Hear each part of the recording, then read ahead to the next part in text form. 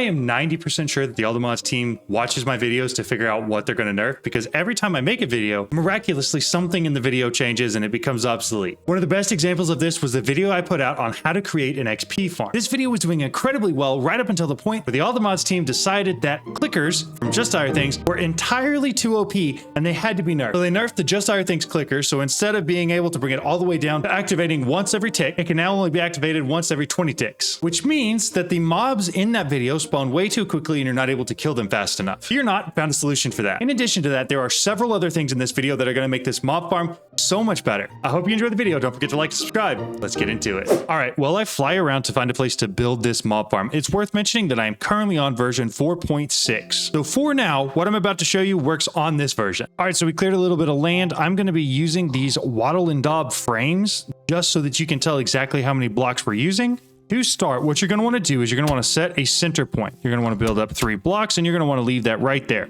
On each direction, each axis, we're going to go out 3 blocks. So 1, 2, 3, and then on the 4th one, place another block. So 1, 2, 3, block there, there, and there. From that point, connect all of these together. This is going to be the frame and the basic size for your entire mob farm. Next up, on one side that you want to be the front, cut out 3 blocks and come forward 3 more. From here, what I would highly recommend doing is finding yourself a stick. And I don't mean a normal stick, I mean one of these sticky sticks that's going to help you build. So we're going to grab a diamond stick, and effectively what this will do is it'll allow us to bring this entire structure up without needing to place each block down individually. So go up 4 blocks, and on this 4th block, you're going to cover over the top of this first little entrance. Then continue to go up a little bit further on the rest of it. Now, how tall you go on this building is going to depend entirely on how many spawners you are going to use. Ideally, you want to go 2 higher than whatever your spawners will be. I'm going to be using 3 spawners for this, and because of that, I'm going to be going 8 blocks tall on the center portion. We're at 5 right now, 6, 7, 8. And this right here is going to be the roof. So we are going to cover over this entire roof eventually. For now, I'm just going to slightly fill it in so that you can get the idea of it being covered. But for the sake of the video and there being light in this room, we're going to not cover it over yet. Now, because this is a 7x7 room, you're going to need 55 entity conveyors, 49 for the inside, and then we're going to be using 6 more right here in front. So clean out the room just like this. Take your entity conveyors, and they're going to point back at you whichever direction you place them. So you're going to want to place them down going this direction. Now, for the first half of this room, you're going to want them all facing towards the opening that we have right here. Once we get to halfway, we're going to start turning them all in, like so. So the first one's just going to have 1 pointed inward, and then the last 2 are going to have 2 pointed inward, and then we'll fill the rest of it in with blocks that go straight. Now, just because I've seen a couple things get stuck here before, if you're having issues with anything getting stuck, make sure you put these 2 inward as well if you want, to make sure everything is in the middle. Then we're going to keep everything going forward even further. And then you have 2 options at this point. You can either use Crystallix glass or you can use ethereal glass. I would prefer Crystallix, and I'll show you why. If you take Crystallix glass and you put 9 of them right here in front, this wand gives you several options for different things that you can change. Most notably, if you're holding it and you hit the V key, it'll change the ghost mode. And now V is also assigned to several other things, but you'll see at the bottom, it says ghost mode allow all, ghost mode deny player, which means the players will no longer be able to go through, or the one we're looking for, which is allow player. If you crouch and then right click the glass, it will apply this to all of the glass that's connected here. Next, what you want to do is hit the C key while holding the wand, and it will change the light mode to dark. Make sure to crouch and apply it to all of that. And then if you hit F7, you'll see that none of the light is getting inside of here through the glass. Next up, we're going to be using 3 spawners. Place these 3 spawners on top of the 3 pylon that you have there, and then break all the pylons below it. Now, we're going to be doing a lot of different things to these monster spawners. Now, if you're using this guide for Feed the Beast Evolutions or Feed the Beast Skies 2 or anything else like that, keep in mind that the materials that you may need to make these adjustments to the spawners may change. Now, there are exactly 11 things that we are going to be modifying on these spawners. The first 2 are to adjust their minimum and maximum spawn delay times. By default, it's usually 200 and 800 ticks. The sugar is going to decrease the minimum spawn delay all the way down to 20. You'll see it stops at 20. Do that on all your spawners. The clock is going to change the maximum spawn delay from 800, and you're going to want to get it all the way down to 20 as well. Once again, apply the same thing to all of your spawners. I probably should have mentioned this earlier. In order to apply this, all you're doing is right-clicking whatever the item is onto the spawner itself. The next two are to adjust the number of entities that spawn. You'll see there's a spawn count and a max entities.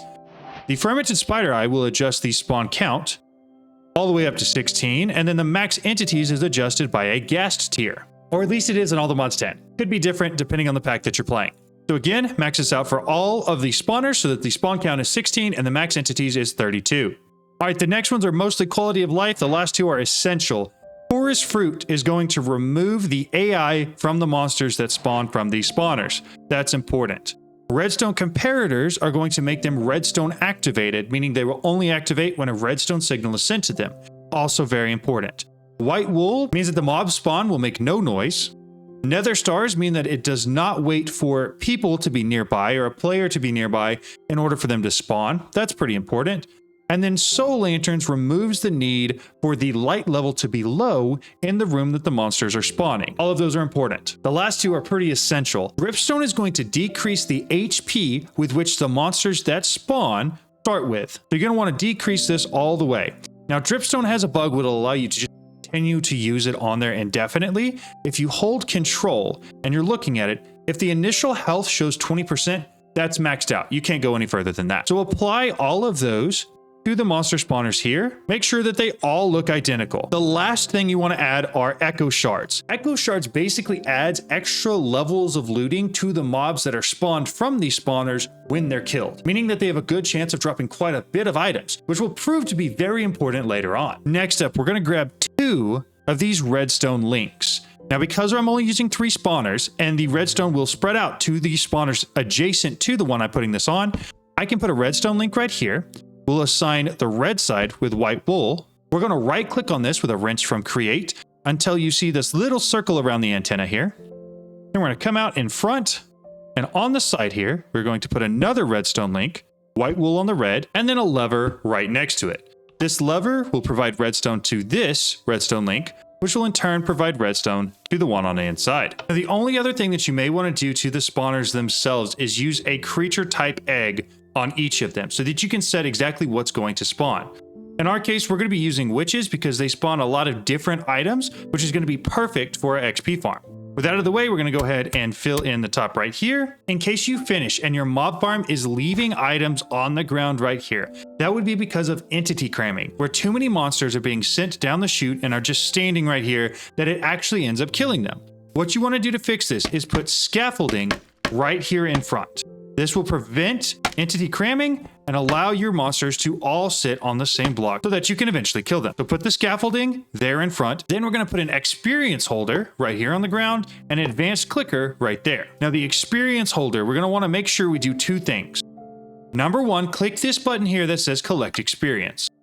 Number 2, render area, and then adjust it so that it fills up the entire area here in front that your monsters are going to be dying in. So we need to go off to the center one, and then we're going to make the radius bigger in all directions. So that way any XP in any of this area gets collected by this experience holder. And you can turn off the render area for that one. That's good to go. Next up, this advanced clicker is how you're actually going to be killing your mobs inside. You are going to need to make sure that you provide it with some power, but we're going to do basically the same thing first. We're going to render the area. We're going to move it back until it is centered inside of there. Then we're going to make it bigger in all directions. That way, any monsters that spawn inside of there are going to be hit by this advanced clicker. Now, there's a couple other settings you have to set in here. Instead of targeting blocks, you are going to target hostile mobs. And instead of right-clicking, you are going to be left-clicking. So make sure that you connect this to power using whatever power source that you have, and then you can turn off the render area. All right, there are 2 things left. Number 1, we need to build a sword to put inside this advanced clicker, and number 2, we need to make that advanced clicker click incredibly quickly. So let's work on the sword first. Now, in general, you're going to want this sword to basically be indestructible. For the sake of what we're talking about here, we're going to be using an unobtainium sword.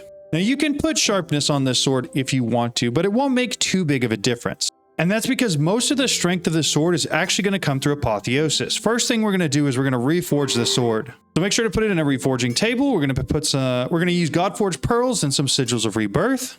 And to be completely honest, while you're doing this, all you're really looking at here is the number of sockets that you have available to you. You're going to want 3. If you can get one that allows you to have a good crit damage or crit chance at the same time, that's great, but we're going to add that either way. So add that in here, then take your sword over to an augmenting table, add it in, and this is going to take quite a bit of XP to do, but the ones we're looking for are lacerating. You're going to want to upgrade that one all the way, and violent. Upgrade that one as well. If you have loot pinata, that one's great. It'll do some cool stuff for you, but it's not necessarily essential. All right, once you have the first part of apotheosis done, get yourself a smithing table, and you're going to want to add the following 3 gems. If you can get them in perfect, that is ideal. Put your sword in. You're going to want to add a perfect gem of the samurai, a perfect gem of the warlord, and then if possible, add another gem of the warlord as well. What this is going to do is increase your crit damage and then also increase your crit chance. Next up, the final thing that you're going to want to do for this sword is get yourself a final enchant, and that enchant is called Ruthless Strike. If you put Ruthless Strike and Sharpness on this sword, it's going to do incredible things for you. All right, now before we're done to the sword, there is one more critical enchantment that you have to add, and that is Knowledge of the Ages 3. This is the enchant that will turn all of the mob drops directly into XP. All right, now here's the kicker. This is what you're going to want to do. Inside of your advanced clicker, you're going to want to click this until it says high. So that way it's looking for a redstone signal before it does anything. Next up, you're going to want to set a cog block right in front of it. Finally, take a timer from RF Tools utility and on the side closest to the block, place it. So that way it is pointing at the cog block. What this is going to do is it's going to send a redstone signal based on this timer to the cog block, which is then going to send a redstone signal to the advanced clicker. So even though this thing can't go down below 20 ticks, if it's only looking for a redstone signal, that happens more often than 20 ticks, then it'll work. So what we're going to do is come in here. We're going to set this to 2. Hit enter. Escape. You'll see this starts lighting up a lot faster, which is going to send redstone signals every 2 ticks to the automatic clicker. So this right here should be completely done, set up, ready to go.